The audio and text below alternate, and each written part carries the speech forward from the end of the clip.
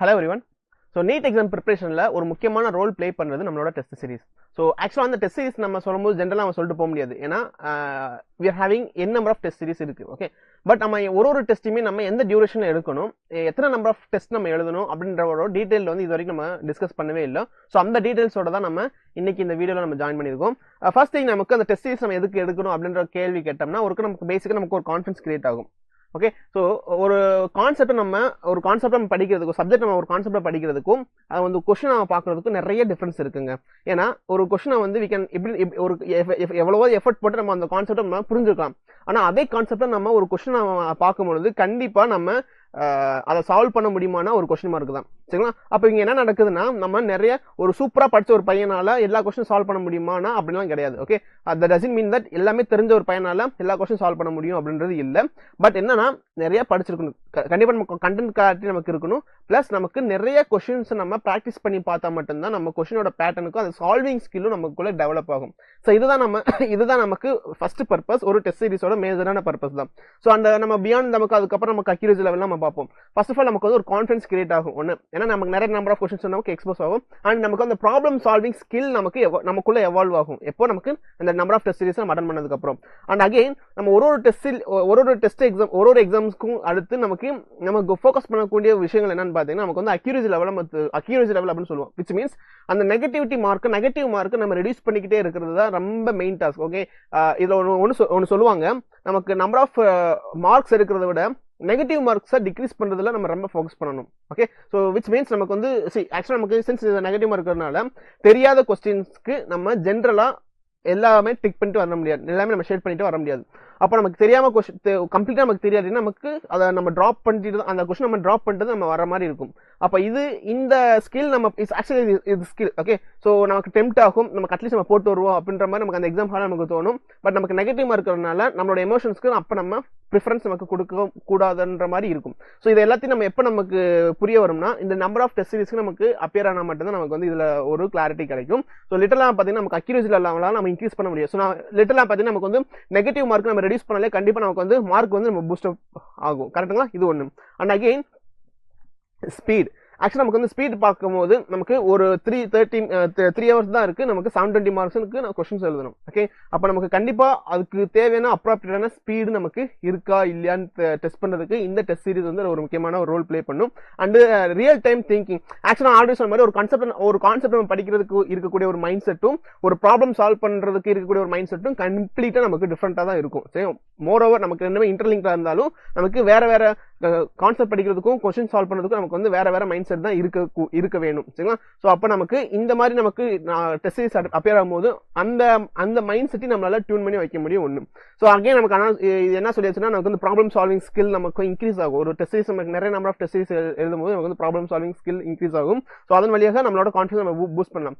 So இது வரைக்கும் நான் என்ன சொல்ல ட்ரை பண்ணிக்கிட்டு இருக்கேன்னா, நீங்க இது வரைக்கும் நான் படிச்சுட்டு மட்டும் தான் இருக்கேன், நான் இது வரைக்கும் நான் டெஸ்ட் எழுதுறே ஸ்டார்ட் பண்ணல அப்படின்னா இந்த டைம் தான் நமக்கு ரைட்டான டைம். ஸோ ரைட்டா நம்ம எப்போ இருக்கும்னா டிசம்பர் மிட்ல இருக்கும். ஸோ இப்போ இருந்து நமக்கு ஒரு கரெக்டான ஒரு டைம் இருக்கு. மெயின் எக்ஸாம் வரைக்கும் நமக்கு ஒரு கரெக்டான டைம் இருக்கு. ஸோ இப்போ நம்மளோட டெஸ்ட் சீரிஸ் நம்ம ஸ்டார்ட் பண்ணோம்னா கரெக்டான ஒரு நம்மளோட கோலை நம்ம அச்சீவ் பண்ண முடியும். ஓகே, ஸோ அண்ட் தென் இது வரைக்கும் நீங்க எழுதாம இருந்தீங்கனாலும் this is the right time to start our test series. இதான் உங்களுக்கு சொல்லணும்னு நினைச்சிருந்தேன். And another thing, mark exam. So mark exam அப்படின்றது வந்து இஸ் அனதர் ஒரு முக்கியமான ஒரு விஷயம். மார்க் எக்ஸாம் அப்படின்றது நம்ம மெயின் எக்ஸாம் மாடல்லே இருக்கக்கூடிய ஒரு சிச்சுவேஷன் நம்ம எழுதக்கூடிய ஒரு எக்ஸாம் தான் மார்க் எக்ஸாம்.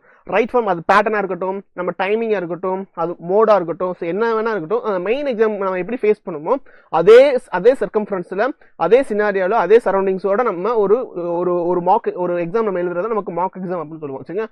ஸோ இந்த மாதிரி மார்க் எக்ஸாம் நமக்கு கொடுக்கறது ரொம்ப முக்கியமான ஒரு விஷயமா இருக்கு ஒரு ப்ரிப்பரேஷன்ல.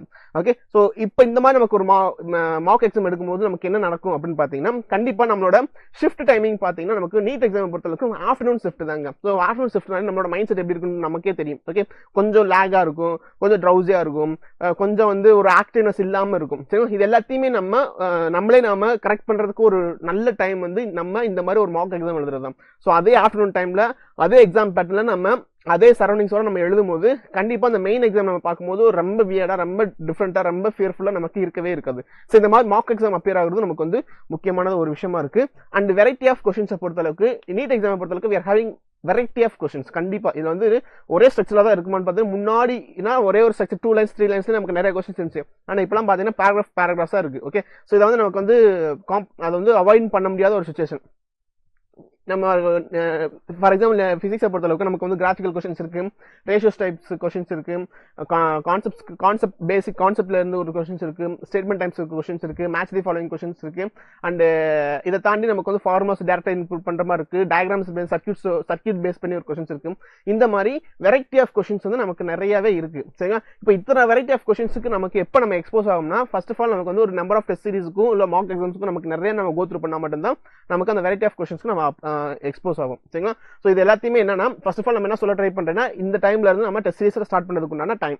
ஓகே, சோ அந்த டெஸ்ட் சீரிஸ் எப்படி இருக்கணும் பாத்தீங்கன்னா, உங்களுக்கு வந்து இந்த டெஸ்ட் சீரிஸோட இம்பார்ட்டன்ஸ் நம்ம பார்த்திருந்தோம், அந்த மார்க் எக்ஸாம்ஸோட இம்பார்ட்டன்ஸ் பார்த்திருந்தோம். ஓகே, இது எல்லாமே உங்களுக்கு வந்து செல்ஃப் ஸ்டடி பண்ற ஸ்டூடெண்ட்ஸ்க்கு வந்து இந்த விஷயங்கள் எல்லாமே உங்களுக்கு வந்து ஒரு கான்சென்ட்ரேட் பண்ணக்கூடிய ஒரு விஷயங்களா இருக்கும். ஓகே, சோ அண்ட் அகைன் இது நம்ம செல்ஃபா நம்ம பண்ண முடியல, எனக்கு வந்து கொஞ்சம் கஷ்டமா இருக்கு, நானே ஹேண்டில் பண்ண முடியல அப்படின்னா உங்களுக்கு ஒரு ஸ்ட்ரக்சரை வந்து நம்ம இன்ட்ரோடியூஸ் பண்ண போறோம் XPL அப்படின்ற ஒரு கோர்ஸ் மூலியமா. சோ இந்த XPL கோர்ஸ் அப்படின்றது என்னன்னு பாத்தீங்கன்னா, நம்மளோட நீட் 2026க்கு உண்டான போர்ஷன்ஸை நம்ம இப்ப கம்ப்ளீட் பண்ணி கொடுக்குறோம். பிளஸ் இந்த போர்ஷன்ஸோட சேர்ந்து நமக்கு இந்த டெஸ்ட் சீரிஸ் உங்களுக்கு வந்து அவைலபிளா இருக்கு. இப்போ நான் சொல்லியிருந்தேன் இல்லையா, இந்த டெஸ்ட் சீரிஸை பாத்தீங்கன்னா இப்போ இந்த கோர்ஸ்ல நமக்கு எப்படி எந்த ஸ்ட்ரக்சர் நமக்கு இந்த டெஸ்ட் சீரிஸ் அலைன் பண்ணிருப்பாங்கன்னு பாருங்க. சோ ஆக்சுவலா நமக்கு வந்து கிளாஸ் டிஸ்கஸ் பண்ணும் போதே பாத்தீங்கன்னா உங்களுக்கு வந்து ஒரு 81 சாப்டர்ஸ் இருக்கு ஆவரேஜா. ஓகே, ஒரு சாப்டர்ஸ்க்குமே நமக்கு வந்து 50 நம்பர் ஆஃப் क्वेश्चंस இருக்கு. சோ ஆவரேஜா பாத்தீங்கன்னா நமக்கு ஒரு 4050 क्वेश्चंஸ்க்கு நம்ம அதுலயே நம்ம சால்வ் பண்ணி முடிச்சிருப்போம். அண்ட் தென் நமக்கு வீக்லி ஒரு எக்ஸாம்ஸ் நடக்கும். சோ அந்த வீக்லி எக்ஸாம்ஸ் பாத்தீங்கன்னா நமக்கு வந்து டில் மே, இப்போ இருந்து நமக்கு வந்து டில் மே எக்ஸாம் வரைக்கும் we are having around 10 weeks நமக்கு இருக்கும். சோ ஒரு வீக்குக்கு we are having 100 questions. So அப்ப நமக்கு 10 வீக்ஸ்க்கு நம்ம பாத்தீங்கன்னா 1000 क्वेश्चंस நமக்கு அதுலயே நமக்கு அப்பியர் ஆயிடும். தேர்ட் திங் பாத்தீங்கன்னா சண்டேஸ். ஸோ சண்டேஸ்மே உங்களுக்கு வந்து ஒரு எக்ஸாம்ஸ் இருக்கும். ஸோ நமக்கு இங்க இப்போ இருந்து பாத்தீங்கன்னா நமக்கு we are having 9 Sundays. So ஒரு சண்டேக்குமே we are going to appear for 180 questions. So 180 questions பாத்தீங்கன்னா ஆவரேஜ் நமக்கு வந்து 1620 கொஸ்டின்ஸ்க்கு நம்ம சால்வ் பண்ணி முடிச்சிருப்போம். அண்ட் அகைன் நமக்கு பாத்தீங்கன்னா CGT அப்படின்னு ஒரு எக்ஸாம்ஸ் இருக்கு. ஸோ அதை எப்படி பாத்தீங்கன்னா அதாவது ஒரு கம்ப்ளீட்டா ஒரு பர்டிகுலர் போர்ஷன்ஸ் முடிஞ்சதுக்கு அப்புறம் நமக்கு இந்த எக்ஸாம்ஸ் கண்டக்ட் பண்ணுவாங்க.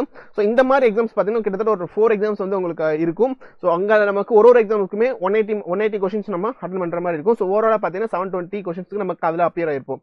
அண்ட் அகைன் நெக்ஸ்ட் நம்ம பாத்தீங்கன்னா ஃபுல் டெஸ்ட். ஸோ நான் ஆல்ரெடி சொன்ன மாதிரி இந்த ஃபுல் டெஸ்ட் மார்க் டெஸ்ட் ரொம்ப முக்கியமான விஷயம். ஸோ இங்க நம்ம பாத்தீங்கன்னா we are going to have 4 full test and 15 mark test. So இந்த full test and mark test அப்படின்றத வந்து நமக்கு நார்மலா நம்ம ஸ்கூல்ஸ் நம்ம பாக்குற மாதிரி இல்லாம ஒரு நேஷனல் லெவல் ஸ்டாண்டர்ட்ஸ்ல உங்களுக்கு கொஸ்டின்ஸ் பேப்பர்ஸ் இருக்கும். ஓகே, ஸோ அந்த கொஸ்டின்ஸ் பாத்தீங்கன்னா உங்களுக்கு வந்து மோரோவர் நமக்கு 3400 கொஸ்டின்ஸ் கிட்ட வந்து நம்மளால அந்த கொஸ்டின்ஸ் அப்பியர் ஆக முடியும். ஸோ ஓவராலா பாத்தீங்கன்னா கிட்டத்தட்ட ஒரு 10,810 கொஸ்டின்ஸ்க்கு நம்ம பிராக்டிஸ் பண்ணிருப்போம் பிஃபோர் மெயின் எக்ஸாமுக்கு முன்னாடி இந்த 5 மாசத்துக்குள்ள. ஓகே, ஸோ இது வந்து ஒரு பெரிய ஒரு விஷயங்கள். ஸோ யாரு கொஸ்டின் பேப்பர் செட் பண்ற மாதிரி இருந்தாலுமே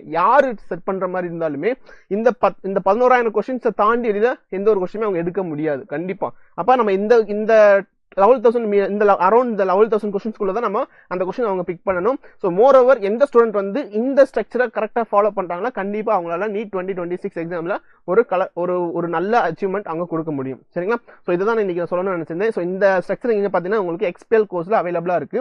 இந்த டெஸ்ட் சீரிஸ் தாண்டி உங்களுக்கு இதுக்கு முன்னாடி உங்களுக்கு வந்து கண்டென்ட்மே உங்களுக்கு கம்ப்ளீட் பண்ணி கொடுத்துருவோம். ஸோ ஆவரேஜா we are having live classes, we are having recorded sessions, we are having weekly tests, previous question discussions and highly இதை தாண்டி உங்களுக்கு வந்து உங்களுக்கு மெட்டீரியல்ஸ் தான் ரொம்ப முக்கியம். ஸோ என்னதான் உங்களுக்கு பயங்கரமா உங்களுக்கு லெக்சர்ஸ் அது இதுன்னு இருந்தாலுமே அந்த கையில உங்களுக்கு ஹார்ட் காப்பி உங்களுக்கு என்ன இருக்குன்ற மெட்டீரியல்ஸ். ஸோ இந்த மெட்டீரியல்ஸ் பாத்தீங்கன்னா உங்களுக்கு வந்து நேஷனல் ஸ்டாண்டர்ட் லெவல் இருக்கக்கூடிய ஒரு மெட்டீரியல்ஸ் வந்து உங்களுக்கு அவைலபிளா இருக்கும், உங்களுக்கு கொடுத்துருவோம். ஸோ அதுவுமே இந்த கோர்ஸோட சேர்ந்து வந்துருது.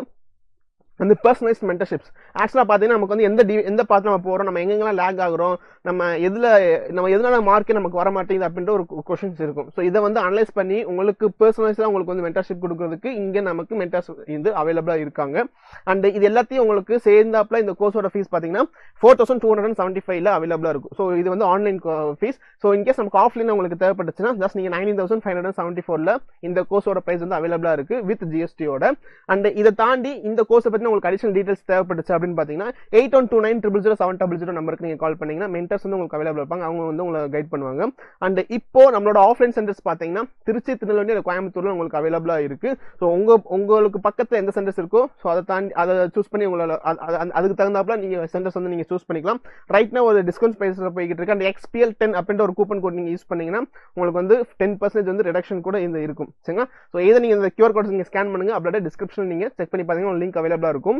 ஸோ எய்தர் நீங்கள் இல்லாட்டி உங்களுக்கு தெரிஞ்சவங்க வந்து ஒரு நீட் ப்ரிப்பரேஷன் ஸ்டேட்டில் இருக்காங்க, 2026க்கு அவங்க அப்பியர் ஆகுறாங்கன்னா இந்த பேட்ச் வந்து உங்களுக்கு வந்து ஒரு ரொம்ப கரெக்டான பேட்சாக இருக்கும். ஒரு ப்ராப்பரான ரிவிஷன் ப்ளஸ் ஒரு ப்ராப்பரான டெஸ்ட் ஒரு ப்ராக்டிஸ் செஷன்ஸோட அவங்களோட ப்ரிப்பரேஷன் வந்து கொண்டு போகிறதுக்கு வந்து இந்த பேட்ச் வந்து கரெக்டான பேட்சாக இருக்கும். ஸோ நீங்களா தனிப்பட்ட முறையில் எதையுமே நீங்கள் டிசைன் பண்ண வேண்டாம்.